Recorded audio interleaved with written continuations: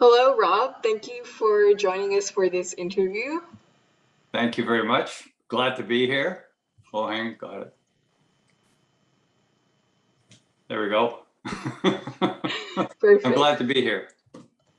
So I'll get started with the first question. Can you please introduce yourself? Okay, my name is Rob Kickert, and I'm the president of BC Hydro Power Pioneers. Thank you. Okay, and obviously I'm a retired BC Hydro employee. I see. And moving on, so what is the main goal of your organization? Well, the main goal for our organization is to I'm just taking a quick look here. I got some answers in here. Basically, to supporting our communities and each other. That's the main goal. We basically started Power Pioneers back in 1990, and I guess we were through 3 branches at that particular time, and we've grown into 15 branches throughout the province. And so what all of those branches do is basically support their community locally and support the broader initiatives that Power Pioneers may have. That's incredible. And really, probably the biggest thing for us is just kind of getting together with each other. And BSing with our friends, so that's a big part of it.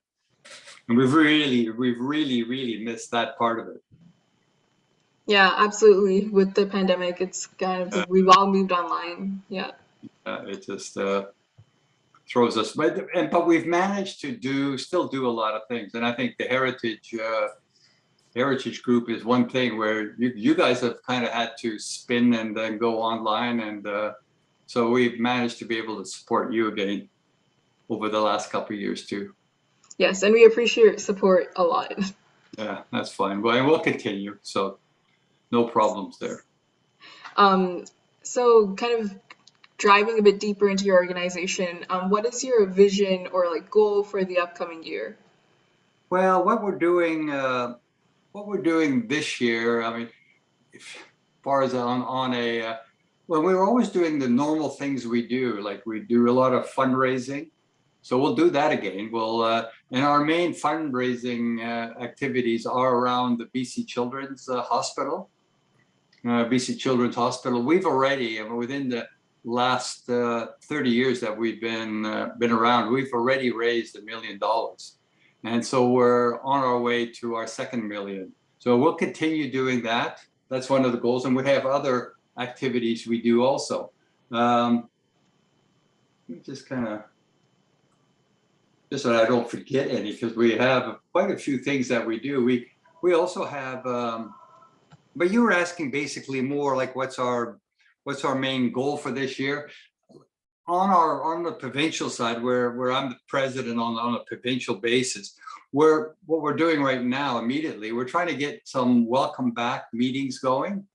So the provincial side has chipped in some money, and we spread that to the branches and ask them, if they want to, they may want to kind of get some in-person meetings going, subject to what Bonnie Henry says, of course, but that's what we're trying to do.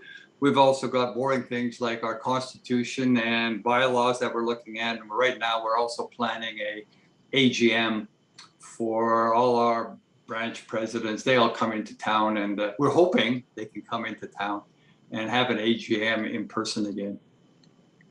Those are some of the immediate things that we're up to. Thank you for sharing. And the fundraising goals that you talked about, those sound very inspiring for me too. So. No, thank you.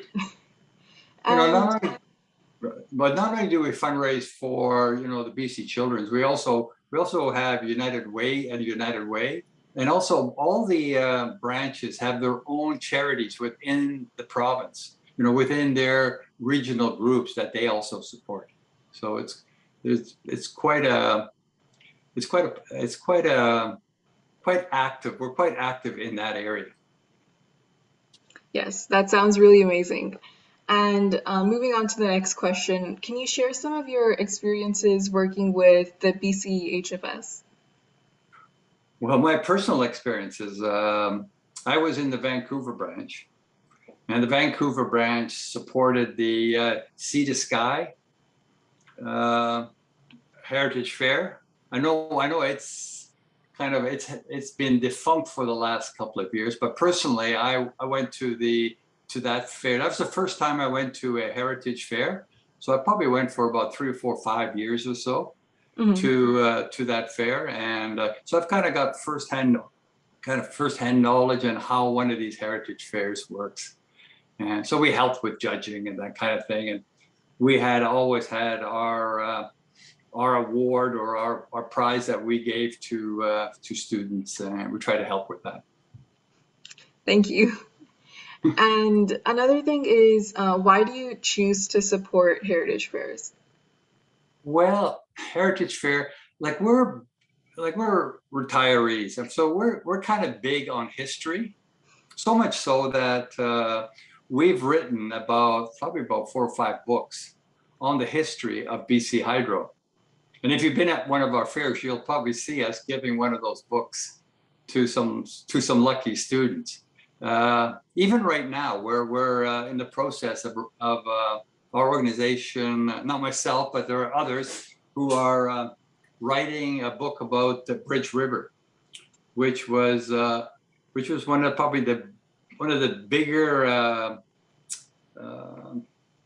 dams, hydro dams that BC Electric, our hydro's predecessor, BC Electric built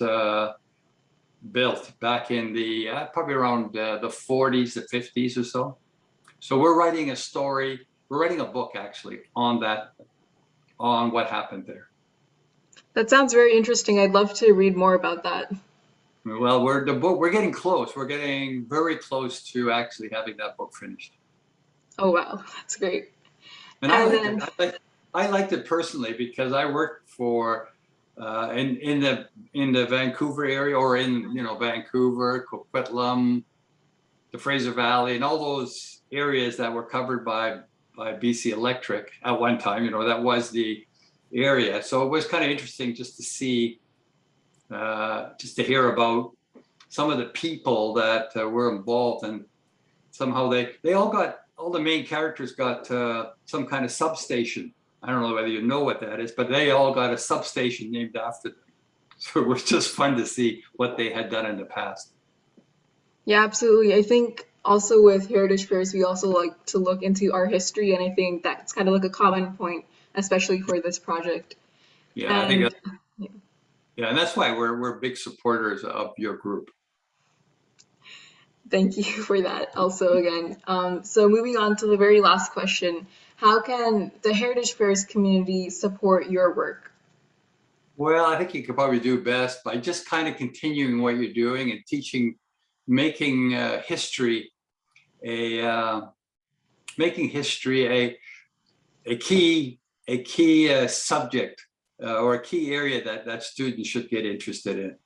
My own saying on that has always been that if you don't understand your history, you're condemned to doing it again.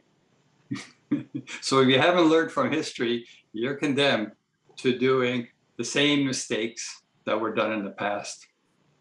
I completely agree with what you said, and we'll make sure to keep on working on that. Okay. Yes. So thank you so much for doing this interview with me. Okay. It's been fun, and thank you for inviting us. Thank you. Okay. Bye-bye.